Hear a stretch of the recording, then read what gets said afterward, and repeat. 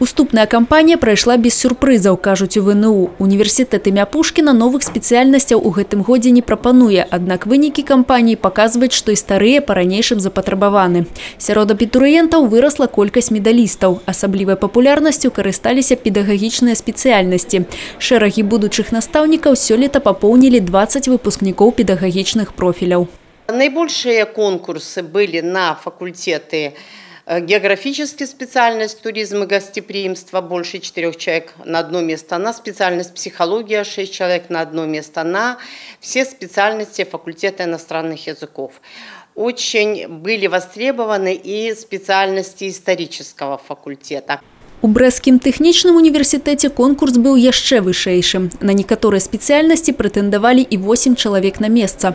Рэкорд гэтай уступнай кампаніі – лагістыка – 8,5 чалавек на один студэнцкі білет.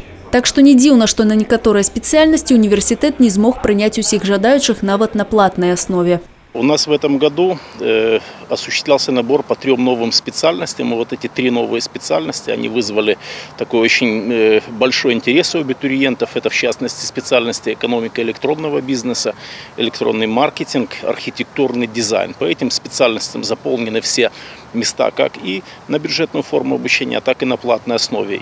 4 новыя спецыяльнасці з'явіліся і ў Палескім універсітэце. Адна з іх – лінгвістычнае забеспячэнне міжкультурных камунікацый адразу прадэманстравала і самы высокі конкурс. Увогуле ж прахадны бал вырас больш чым на 20 пунктаў, а конкурс больш за 2 чалавекі на месца.